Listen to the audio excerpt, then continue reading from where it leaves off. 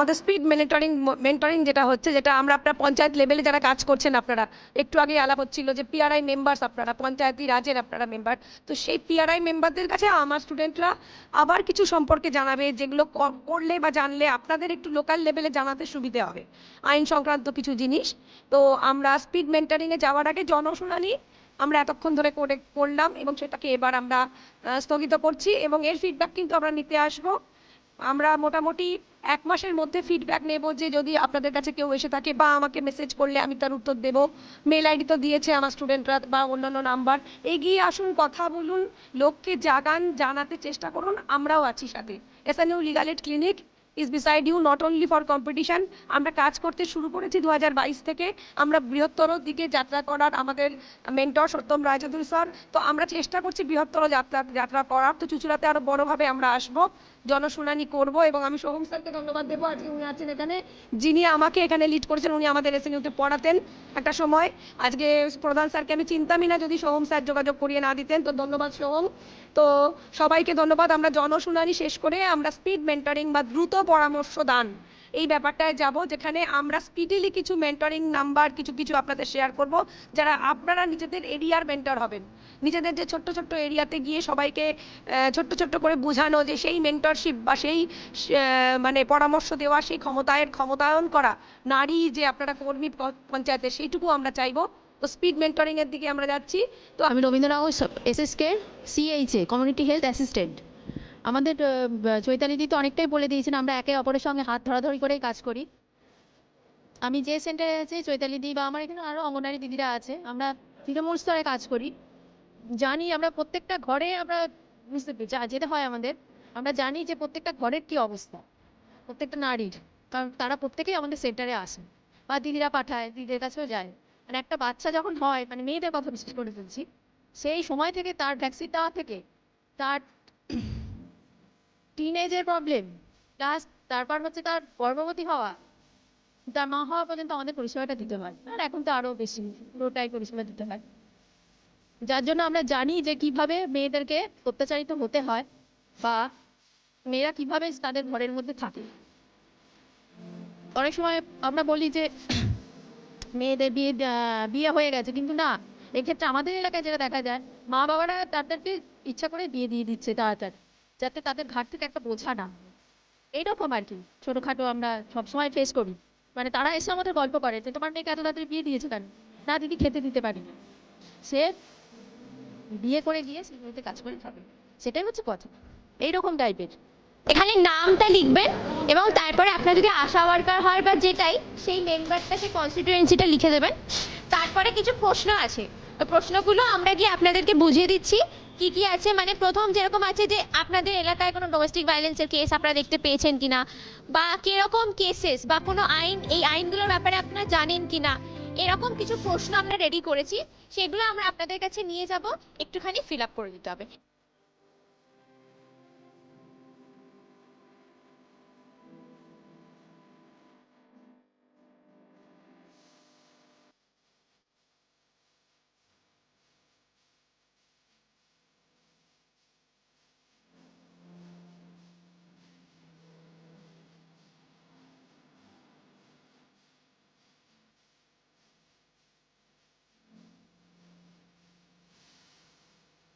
পঞ্চায়েতের মেম্বার, ঠিক আছে। আমি প্রস্তাব দিচ্ছি এই সমস্ত এই রকম যে আপনারা যে কর্মসূচিগুলো নিচ্ছেন, সেটা আপনারা স্কুল লেভেল থেকে শুরু করুন। কারণ যে কোনো একটা জাতি তারা তৈরি হয় কিন্তু স্কুল লেভেলের শিক্ষা থেকে।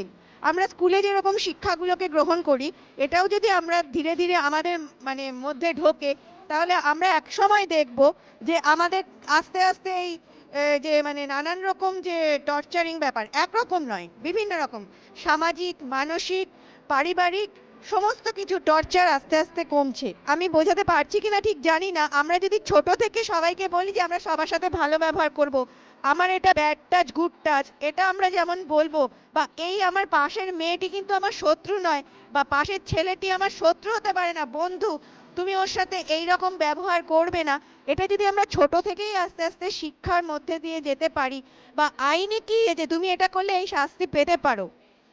মানে ধন্যবাদ যে এই রকম একটা সুন্দর জনসংযোগমূলক অনুষ্ঠানে আমাকে সামিল করার জন্য, প্রথম কথা। দ্বিতীয় কথা হচ্ছে যে এটা মানে আলোচনা থেকে যেটা উঠে আসছে যে আমাদের মূল জায়গা হচ্ছে অশিক্ষা এবং দারিদ্র্য। এই জায়গাটা কিন্তু আমাদের বঞ্চনার প্রথম শুরুটা কিন্তু হয় আমাদের পরিবার থেকে, মেয়েদের বঞ্চনার। আমাদের আলোচ্য বিষয় তো আজকে নারী অবমাননা এবং তাদের অধিকার, নারী সুরক্ষা অধিকার। এটা কিন্তু মূলত শুরু হয় কিন্তু আমাদের বাড়ি থেকে। তার মানে যে কোনো বাবা মাই কিন্তু যদি তাদের একজন নারী এবং একটি পুরুষ সন্তান থাকে, আজও কিন্তু বাবা মারা মনে করেন যে পুরুষ সন্তানটিকে বেশি শিক্ষিত করবেন, নারী সন্তানটিকে হয়তো আমরা বিয়ে দিয়ে দেব। এই ধারণা কিন্তু এখন আমাদের মধ্যে মানে প্রভূত পরিমাণে বর্তমান শহর গ্রাম, বিশেষ করে গ্রামে। আর আমার মনে হয় আমি যেহেতু ছিলাম একটা বাংলা মিডিয়াম, একটু প্রত্যন্ত বলবো না, মোটামুটি গ্রামের দিকের স্কুলে, এই জাতীয় অনুষ্ঠান কিন্তু প্রত্যেক স্কুলে কিন্তু যদি আপনারা অ্যারেঞ্জ করতে পারেন, আমি সুস্মিতা ম্যাডামকে বলছি, মানে অবশ্যই তারা লাভবান হবে উনি কোর্টে প্র্যাকটিস করেন, ডিস্ট্রিক্ট কোর্টে অ্যাজ অ্যাডভোকেট, দীর্ঘ 25 বছর ওনার প্র্যাকটিস। তো সুপ্রিয়া ম্যাডাম, লিগ্যাল এড নিয়ে আপনার একটু বক্তব্য আমার শোনার আছে। যদিও মাননীয় মুখ্যমন্ত্রী কিন্তু এখন লিগাল এড প্রত্যেকটি জেলায় প্রত্যেকটি কোর্টে কিন্তু লিগাল এড অফিসারও রাখা হয়েছে। যারা জানে না বা যাদের কাছে সেই আর্থিক যোগ্যতা নেই, আর্থিক ক্ষমতা নেই, তাদের জন্য লিগাল এডের অ্যাডভোকেট রয়েছে। এবং এই যে প্রত্যেকটা স্কুলে এখন যেতে চাইছে লিগাল এড জানাবার জন্য, বাচ্চাদেরকেও শেখাবার জন্য যে হ্যাঁ, আমার সাথে যদি কোনো অন্যায় হয় তাহলে কি হতে পারে। এখন ধরে দেখেছি যে বিভিন্ন কীভাবে নারীদের উপরে অত্যাচার হয় বা নির্যাতন হতে পারে, যেমন ডাউরি, ডোমেস্টিক ভায়োলেন্স, এই জিনিসগুলো। এবারে আমরা কিছু জিনিস জেনে নেব যে কিভাবে আমরা এদেরকে প্রোটেক্ট করতে পারি, বা আমাদের কাছে কি সাহায্য দেওয়া আছে আইনের তরফ থেকে অ্যাটলিস্ট। তো প্রথমে হচ্ছে ডাউরি প্রহিবিশন অ্যাক্টের আন্ডারে কিছু ডিস্ট্রিক্ট প্রোটেকশন অফিসার্স হয়, যাদের কাজ হচ্ছে এই পণ প্রথা, যারা পণ দিচ্ছে এরকম ধরনের সিচুয়েশনগুলোকে ওরা তদন্ত করতে পারে, ওরা এগুলোকে বন্ধ করতে পারে, এবং যদি কাউকে গ্রেফতার করে যে পণ নেওয়া বা দেওয়ার অভিযোগে, যাতে তাদের ঠিকমতো সাজা হয় এবং যাতে এই প্রথাটা বন্ধ হয় পুরোপুরিভাবে, সেটা যাতে ওরা দেখতে পারে। নেক্সট হচ্ছে আমাদের লিগাল সার্ভিসেস অথরিটিস অ্যাক্ট, যেটা আমাদের বলে যে সবার হয়তো সেই সামর্থ্য থাকে না যে তারা গিয়ে কোনো উকিলকে বা কোনো অ্যাডভোকেটের কাছে গিয়ে এই যে আইনি সাহায্যটা দরকার সেটা চাইতে পারবে বা নিতে পারবে। তো সেই জন্য আমাদের লিগাল সার্ভিসেস অথরিটিস অ্যাক্ট আছে, যেটা আমাদের বলে যে কিভাবে আমরা বিনামূল্যে এই লিগাল এডের হেল্পগুলো নিতে পারি বা চাই। আমার পঞ্চায়েত, আমি গর্বিত যে সারা পশ্চিমবঙ্গ তথা হুগলি জেলার 207 জন পঞ্চায়েত আছে, 207টা পঞ্চায়েত আছে। তার মধ্যে সবথেকে বড় পঞ্চায়েত হচ্ছে কোদালি 1 জনসংখ্যার দিক দিয়ে, এবং সারা পশ্চিমবঙ্গের মধ্যে সবথেকে বড় বিধানসভা এবং সারা ভারতবর্ষতে বড় বিধানসভার পঞ্চায়েত হচ্ছে কোদালি 1। মহাপুরুষ হতে পারবো না, মনীষীদেব হতে পারবো না, কিন্তু এমন কিছু কাজ করে যেতে হবে যেটা মানুষের কাছে স্মৃতি হয়ে থাকে। আজকে হয়তো 5 বছরের জন্যই প্রধান, কিন্তু 5 বছরের প্রধানটা পরবর্তীকালে যারা বাচ্চারা আসবে, পরবর্তীকালে যারা পড়বে, জানবে যে ওই এলাকা প্রধান ভালো ছিলেন, ভালো মানুষের জন্য চেয়েছেন, বাচ্চাদের জন্য চেষ্টা করেছেন, বাচ্চাদের ভবিষ্যতের কথা চিন্তা করেছেন, প্রেগনেন্সি মায়েদের ভবিষ্যতের কথা চিন্তা করেছেন, যারা গর্বিত। কোনো বাচ্চাই আজকে অপুষ্টিত ভোগে না, কোনো বাচ্চার মৃত্যু হয় না, কোনো বাচ্চা বাড়িতে জন্মগ্রহণ করে না। এটা আমার রেকর্ড, এবং আমি চেষ্টা করেছি আরও চেষ্টা করে তুলতে। চতুর্থ, নারী সুরক্ষা যেন তাড়াতাড়ি আইন বা সুরক্ষা নিয়ম কার্যকর না হলে কমিশন সেই বিষয়গুলো পরীক্ষা নেয়। পঞ্চম, নারী নির্যাতন নিয়ে অবশ্যই আলাদা করে তারা কোর্ট দেখে তাদেরকে। মহিলা কমিশন আসলে কি? সহজ কথায় এটি প্রতিটি রাজ্যে নারীদের জন্য তৈরি একটি বিশেষ অভিযোগ ও সুরক্ষা কেন্দ্র। এটি সরকারি অফিসের মতো কাজ করলেও এর ক্ষমতা অনেক বেশি। রাজ্যে কোনো নারীর সাথে অন্যায় হলে তারা ঢাল হয়ে দাঁড়ায়। তদন্ত করার ক্ষমতা, কমিশন শুধু অভিযোগ শোনে না, তারা তদন্তও করতে পারে।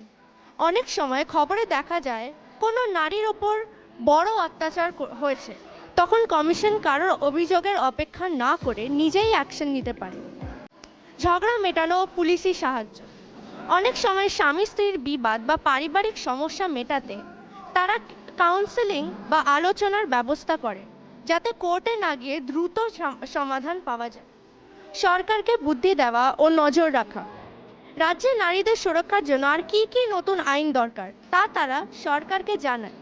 সারা বছরে রাজ্যের নারীরা কতটা নিরাপদ ছিলেন তার একটি রিপোর্ট তারা সরকারকে দেয়, যাতে ভবিষ্যতে পরিস্থিতিতে আরও ভালো করা যায়।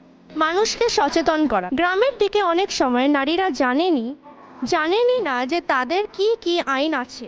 কমিশন সেখানে গিয়ে সহজ ভাষায় তাদেরকে অধিকারগুলো বোঝায়। সাহায্য কিভাবে পাবেন? এখানে পরিষ্কার বলা হয়েছে যে বিপদে পড়লে ভয় না পেয়ে এই কমিশনের সাথে যোগাযোগ করা উচিত। পশ্চিমবঙ্গের জন্য তাদের নির্দিষ্ট অফিস এবং ওয়েবসাইট আছে যেখানে যে কেউ অনলাইনে অভিযোগ জানাতে পারে। আমরা এসএনইউ থেকে লিগাল এড ক্লিনিক থেকে আমরা কিছু টপিক নিয়ে ডিসকাস করলাম। জনসুনওয়াইতে, স্পিড মেন্টরিংয়ে, এখানে ন্যাশনাল উমেন কমিশন নিয়ে আমরা কথা বলেছি। আমরা তাদের কিছু হেল্পলাইন নাম্বারের কথা বলেছি। তারাও আমাদের সাথে অনেক গল্প করেছে। তাদের পঞ্চায়েত লেভেলে কর্মীরা এসেছিলেন, আইসিএস কর্মী এসেছিলেন, আশা ওয়ার্কাররা এসেছিলেন, তারা কি ফেস করছে। এখানে যে চাইল্ড ম্যারেজটা খুব একটা বড় ইস্যু, আমরা ভাবতেই পারিনি যে এখানে এখন এই 21st সেঞ্চুরিতে দাঁড়িয়ে চাইল্ড ম্যারেজটা একটা ইস্যু হতে পারে, সেটা আমরা সত্যি বুঝতে পারিনি। আজকে জানলাম। তো ম্যাম, এটার ব্যাপারে কি বলতে চাইবেন আপনি? যে প্রোগ্রাম এখানে এসে দেখলাম, ডোমেস্টিক ভায়োলেন্স নিয়ে কথা হয়েছে, চাইল্ড ম্যারেজটা নিয়ে বেশিভাবে উঠে এসেছে, যেখানে মেন প্রবলেমটা যেখানে রয়েছে চাইল্ড ম্যারেজ রয়েছে। এই লিগাল এডের যে প্রোগ্রামটা করা হয়েছে, লিগাল অ্যাওয়ারনেসের প্রোগ্রামটা করা হয়েছে, ভীষণ সুন্দরভাবে এসএনইউ স্টুডেন্টরা সেটা পারফর্ম করেছে। আপনারা তো নিজেদের হেল্পলাইন নাম্বারও দিয়েছেন, নিজেদের পার্সোনাল নাম্বার শেয়ার করেছেন এনি কাইন্ড অফ হেল্পের জন্য, ইমিডিয়েট রিলিফের জন্য, তার জন্য থ্যাংক ইউ। এবং চাইল্ড ম্যারেজ রেস্ট্রেন্ট অ্যাক্ট নিয়ে যদি বলতে যাই, যে আশাকর্মীরা যেভাবে ফেরত আসছে, শুনলাম এখানে যে আশাকর্মীরা যদি বোঝাতে যাচ্ছে, তাহলে বাবা মায়েরা বলছে যে আমার যদি তার কোথায় রাখবো, আমার দায়িত্ব তাহলে কে নেবে, আপনি তাহলে দায়িত্ব নেবেন। এইভাবে আশাকর্মীরা হ্যারাস হচ্ছে। তাহলে আমার এখানে সাজেশন হবে আশাকর্মীদেরকেও এবার সেই দায়িত্বটা পালন করে জোর গলায় তাদেরকে বলা, এই আইনটাকে জানিয়ে দেওয়া যে বাবা মায়েরা যদি তার মাইনর মেয়েকে বিয়ে দেয়, বিলো 18 ইয়ার্স মেয়েকে বিয়ে দেয়, তাহলে child marriage restrained act section 10 অনুসারে কিন্তু তারা এটা পানিশেবল অফেন্স এবং তাদের কিন্তু জেল হাজত হতে পারে। এবং যদি পাশের কোনো, ধরুন এ বাড়িতে বাবা মায়েরা অশিক্ষার কারণেই হোক, যে কারণেই হোক, এখনও পর্যন্ত সমাজ সেইভাবে শিক্ষিত হয়নি, বিশেষ করে রুরাল এরিয়াতে, সেক্ষেত্রে বাবা মায়েরা চায় যে কোনোরকমভাবে 16 বছরের মেয়েকে 15 বছরের মেয়েকে বিয়ে দিয়ে দিই। যদি কেউ পাশের বাড়ি সে যদি জানে, সে যদি জানতে পারে, সেও যদি সোশ্যাল ডিপার্টমেন্টকে জানানো হয়, সোশ্যাল ওয়েলফেয়ার ডিপার্টমেন্ট এখন ভীষণভাবে অ্যাক্টিভ, তারা জানার সঙ্গে সঙ্গে আশাকর্মীরাও যদি খবর পেয়ে যায় তারা জানিয়ে দেবে। পুলিশের লোকাল যে থানা আছে সেই থানার সহযোগিতা নিয়ে তারা কিন্তু সঙ্গে সঙ্গে মেয়েটিকে রিকভার করবে। We are in 4th VS Mallar Legal Aid competition dotted by NLSIU Bangalore, and we are very happy at the end that first ever in our life we have experienced this kind of particular practical sessions with the PRI members, ASHA workers, health workers, and we could find that in Kodalia one Gram Panchayat, that is the large one Gram Panchayat, and that is much more akin to urbanization at this end of 2025 and 2026. We are approaching to them. We will build a long relationship with them through this VS Mallar competition. We have entangled with them, so we have successfully completed this speed mentoring, and the proactive Panchayat members, they also taken our personal number to make us aware if any incident happen in their area, any case of domestic violence, any case of child marriage. Especially we could find the issue of child marriage is very rampant in this area, and we are really helpful and hopeful to make them aware. In future also we will be there with them to help out and chalk out our future plan also in this regard. And henceforth I am closing this speed mentoring session which I have done successfully by my team members. Thank you.